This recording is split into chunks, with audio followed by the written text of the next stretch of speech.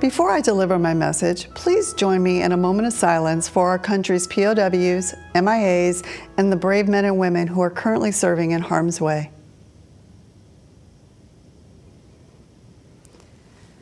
Today, on Veterans Day, we celebrate and honor the men and women who in every war since this country began have given testimony of their loyalty to our country and their own great courage.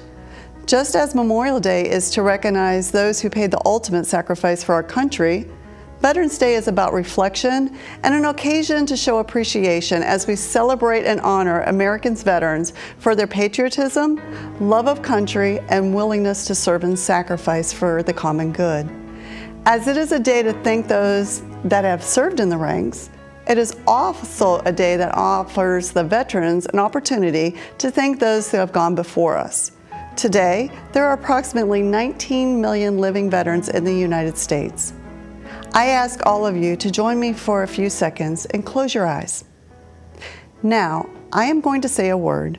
When I say this word, simply let your mind go to that word. Veteran. Now open your eyes. Did you think of someone in particular? A family member, friend, or neighbor? Did you envision someone in the military uniform or a particular branch of service?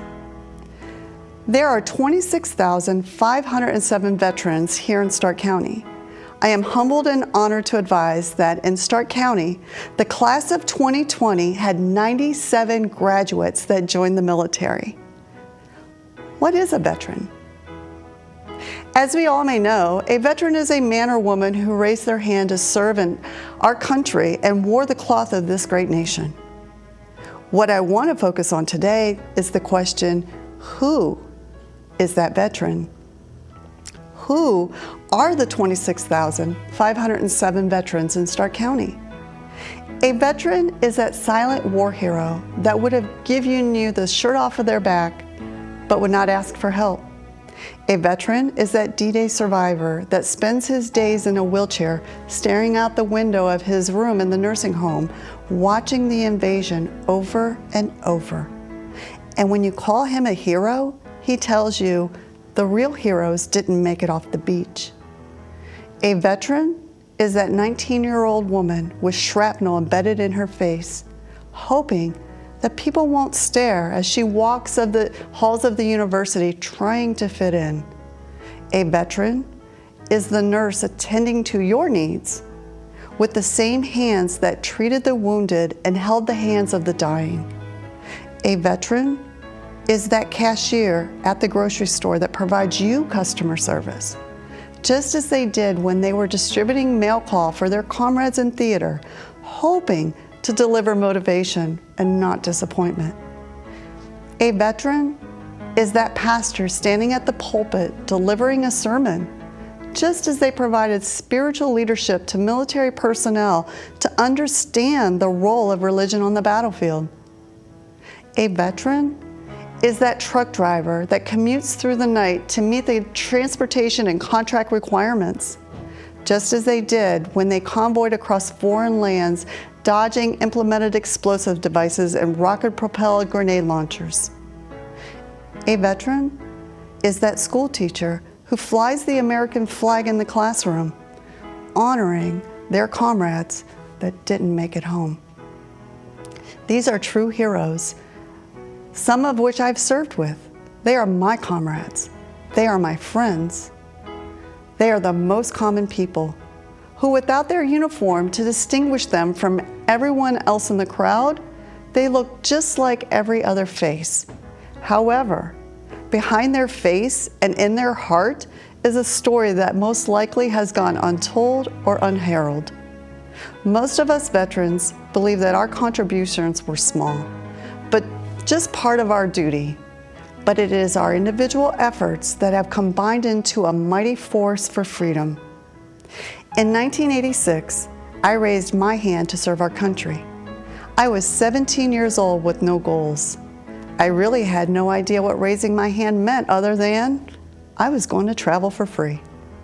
Little did I know that I would serve in 2 different military branches during 2 different eras.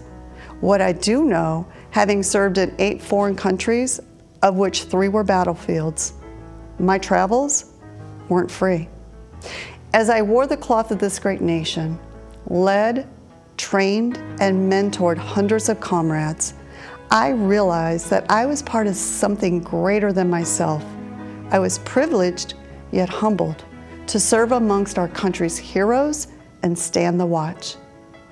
As I look back on my career and all of my experiences, I realized without the military, I would not have had the opportunity to travel as I did, meet the amazing men and women that I served with, jump out of perfectly good airplanes, receive many awards and decorations, meet the Secretary of the Navy, or take a photo with my Commander-in-Chief in the Oval Office.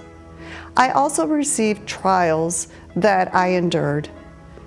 Many would call these trials sacrifices, but it is hard for me to accept that I made sacrifices. I look at my decades of service and multiple deployments, and I see duty.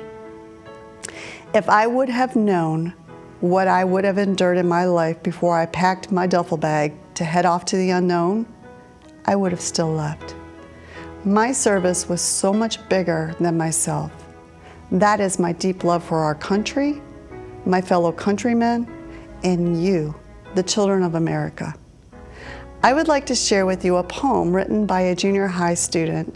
The poem humbled me, as the words reflected not that of a young girl, but a grateful American. Because of You, Unknown Soldier, by Courtney Tanabe. Because of you, I am here. Because of you, I am able to live freely. Yet I do not know you, and I have not done anything for you.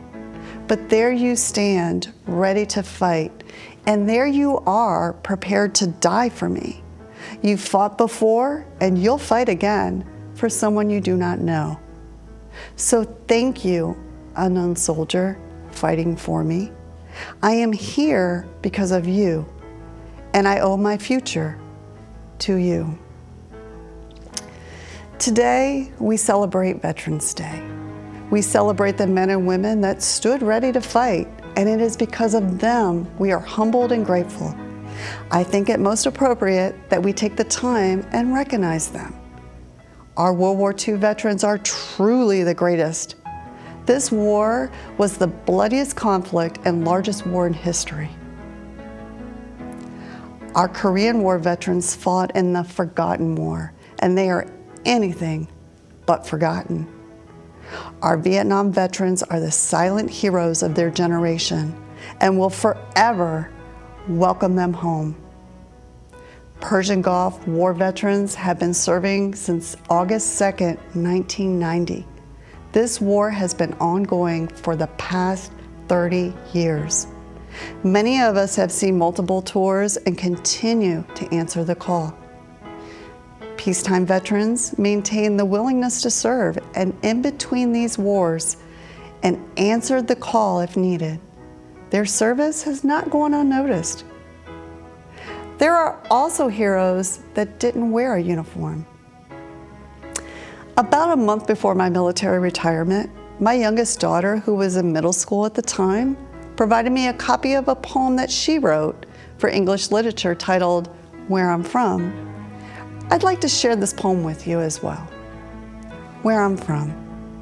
I am from the smell of cookies, from packing luggage with dog tags and salutes.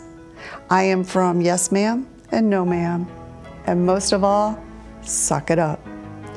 I am from uniforms and goodbye waves, from welcome homes and I miss yous, from videotapes of child books being read, mainly from where mom went. I am from be good, I'll be home soon, and I will miss you. I am from Skype me, did you get my email, and happy birthday, usually on a video that came with a box filled with toys from another country. I am from tears of joy and football games, from being the youngest and being spoiled, prayers and saves, from the attempts of soccer and hopes, from grandma's hugs and taste of her peanut butter cookies. If you are a family member of a veteran, please stand.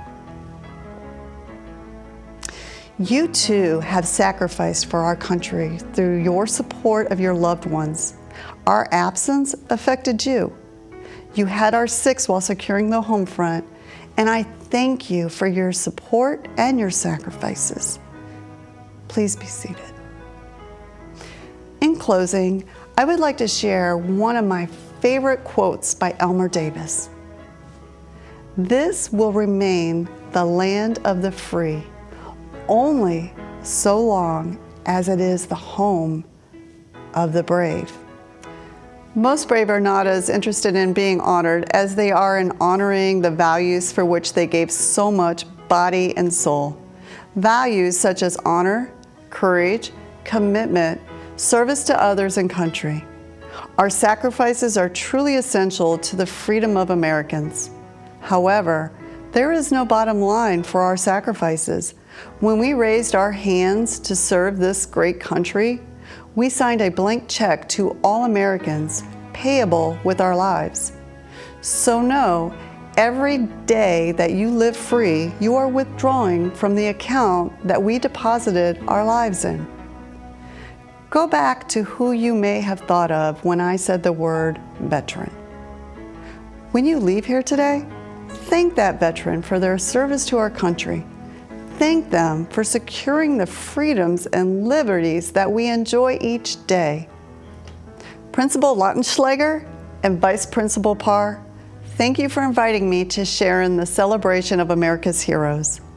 As a Washington High School alumni and a 23-year military retiree, I am truly honored to share with you, the students of Washington High School. Please know it is because of you I served. When Francis Scott Key wrote the Star-Spangled Banner almost 200 years ago, he called America the land of the free and the home of the brave. Those words are as true today as they were then. Throughout this nation's history, America's soldiers, sailors, airmen, Marines, and Coast Guardsmen have bravely answered the call to defend our freedom, to aid our friends and allies, and to turn back aggressors. We can never fully repay our debt of gratitude to the more than 650,000 American service members who died in battle or the 1.4 million who were wounded. We can, however, recognize and thank the 25 million veterans still living today. At this time, please enjoy the singing of the Star-Spangled Banner by our own advanced choir. Oh, say, can you see by the dawn's early light what so proudly we hailed at the twilight's last gleaming? Whose bright stripes and bright stars through the perilous fight o'er the ramparts we watched were so gallantly streaming. And the rocket's red glare amongst the singing air gave proof through the night that our flag was still there. Oh, say does that star-spangled banner yet wave o'er the